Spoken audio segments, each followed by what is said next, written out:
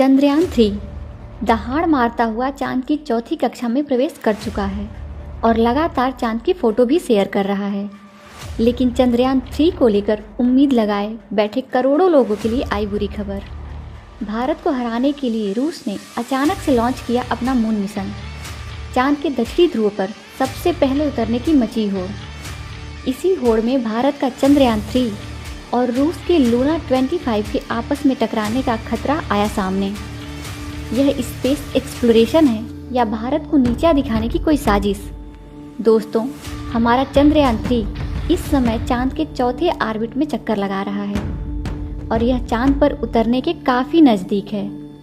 हम सभी भारतीय इस मिशन को लेकर बहुत ज़्यादा उत्साहित हैं और इस समय इस उत्साह की एक बड़ी वजह यह भी है कि हमारा अंतरिक्ष यान चांद के दक्षिणी ध्रुव में उतरने वाला है।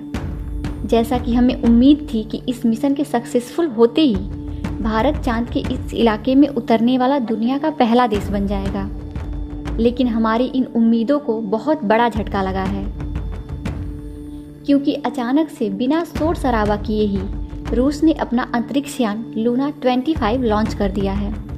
साथ ही इसका प्लान अपने स्पेस क्राफ्ट को चांद के दक्षिणी ध्रुव में चंद्रयान से पहले उतारने का है। यानी चांद के इस इलाके में सबसे पहले अपना झंडा गाड़ने का जो सपना भारत ने देखा था, उसको एक बहुत बड़ा झटका लगा है। लेकिन सवाल ये उठता है कि हमारा चंद्रयान तो काफ़ी दिनों पहले से अपने सफ़र पर निकला हुआ है।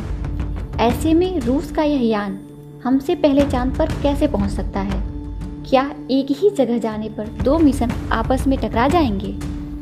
और सबसे बड़ा सवाल यह है कि रूस ने भी इसी समय अचानक से इस मिशन को क्यों लॉन्च किया, जबकि रूस ने चांद पर अपना पिछला मिशन 47 साल पहले भेजा था। क्या ये भारत के खिलाफ कोई साजिश है?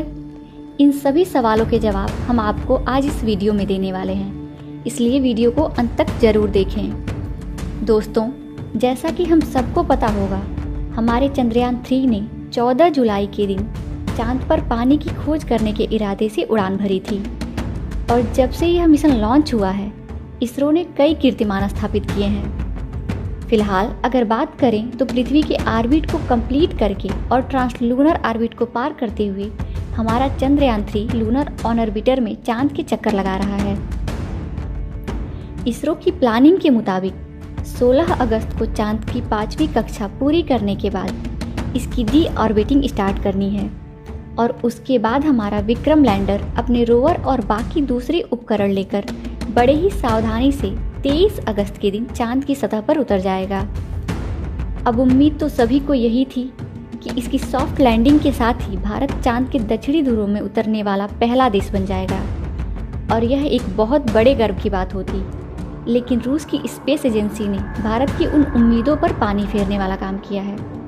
जैसा कि हमने बताया, रूस ने ना कोई ढोल नगाड़ा पीटे बल्कि बड़े ही शांति से अपने लूना 25 मिशन को लॉन्च कर दिया है और रूस एजेंसी के मुताबिक उनका ये स्पेस क्राफ्ट चांद से पहले चांद के दक्षिणी ध्रुव पर उतर जाएगा। अब यह सब कैसे पॉसिबल होगा और क्या रूस ने सिर्फ भारत को पीछे करने के लिए ये मिशन लॉन्च किया है? यह जानने से पहले चलिए रूस के इस मिशन के बारे में थोड़ा सा समझ लेते हैं। दोस्तों, आपको जानकर हैरानी होगी कि रूस ने अपना लास्ट लूना मिशन यानी लूना 24 आज से करीब 47 साल पहले 1976 में लॉन्च किया था। इस मिशन का मकसद चांद की मिट्टी और चट्टानों के सैंपल वापस पृथ्वी पर लाना था। इसके लिए लूना 24 के लैंडर ने चांद पर 18 दिन बिताए थे और सारे सैंपल कलेक्ट करने के बाद 6 सितंबर 1976 को वापस पृथ्वी पर लौट आया। रॉसकॉस्मॉस का यह मिशन पूरी तरह सक्सेसफुल रहा था, लेकिन इसके बावजूद 47 सालों तक उन्होंने अपना कोई भी मून मिशन लॉन्च नहीं किया और अब अचानक से उन्होंने अपना यह मिशन लॉन्च कर दिया है। लूना 25 मिशन की अगर बात करें तो इसने भारतीय समय अनुसार सुबह 5:30 बजे रूस के स्पेस बोर्ड से उड़ान भरी थी। इस अंतरिक्ष यान का वजन 1.8 टन है और यह अपने साथ 30 किलोग्राम वजन के वैज्ञानिक उपकरणों को लेकर सफर पर निकला है। रूस का लूना 25 मिशन का मकसद चांद के दक्षिणी ध्रुव पर सॉफ्ट लैंडिंग करने वाला दुनिया का पहला देश भारत नहीं बल्कि रूस को बनना है और चांद की आंतरिक संरचना और सरफेस मटेरियल पर शोध करना और पानी की खोज करना होगा। इसके लिए चांद की सतह में करीब 6 इंच गहरा गड्ढा खोदकर वहां से सैंपल निकालना होगा और फिर उसमें जमे हुए पानी की खोज करेगा, जो कि चांद पर मानव जीवन के पनपने के लिए बहुत महत्वपूर्ण है। अपने इन सभी कामों को अंजाम देने के लिए लूना 25 का लैंडर चांद पर करीब 1 साल तक रहेगा और एक्सपेरिमेंट करेगा, जबकि हमारे चंद्रयान 3 का मिशन सिर्फ 2 हफ्ते का होगा।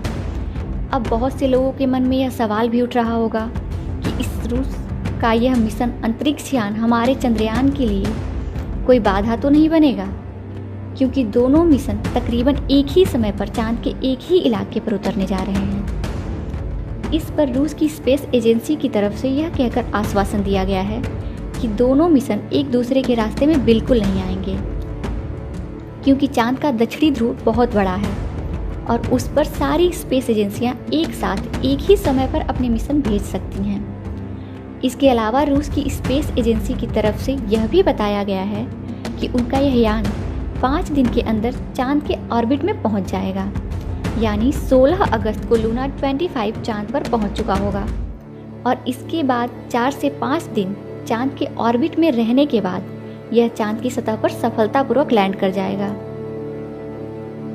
इसका सीधा मतलब यह है कि अगर सब कुछ सही रहा तो लूना 25 हमारे चंद्रयान से करीब 1 या 1.5 दिन पहले चांद की सतह पर उतर चुका होगा। ऐसा करते ही चांद के दक्षिणी ध्रुव में पहुंचने वाले देश में रूस का नाम सबसे ऊपर आ जाएगा। लेकिन सवाल यह उठता है कि चंद्रयान 3 से इतने दिनों बाद लॉन्च होकर भी लूना 25 इससे पहले चांद पर कैसे पहुंच सकता है। असल में दोस्तों, नासा और रॉसकॉस्मोस जैसी स्पेस एजेंसी के रॉकेट और स्पेसक्राफ्ट काफ़ी ज़्यादा फास्ट और एडवांस होते हैं, जिसके चलते इन्हें चांद तक पहुंचने में ज़्यादा समय नहीं लगता है। अब अंत में सबसे बड़ा सवाल यही रह जाता है कि रूस ने अभी इस समय ही अपने इस मिशन को क्यों लॉन्च किया। क्या उसका मकसद भारत को पहले स्थान पर आने से रोकना है? अब अगर हम रूस से यह सवाल करेंगे तो वह कभी भी नहीं कहेगा कि इस मिशन को लॉन्च करने के पीछे उसकी ऐसी कोई भी मंशा है। मगर इसका जवाब खोजने के लिए अगर हम इतिहास में थोड़ा पीछे जाएं, तो चीज़ें काफ़ी हद तक साफ हो जाती हैं। फिर भी दोस्तों, हम किसी पर आरोप नहीं लगा रहे हैं, लेकिन रूस और अमेरिका का इतिहास कुछ ऐसा ही रहा है कि वह स्पेस एक्सप्लोरेशन के मामले में हमेशा पहले नंबर पर रहना चाहते हैं।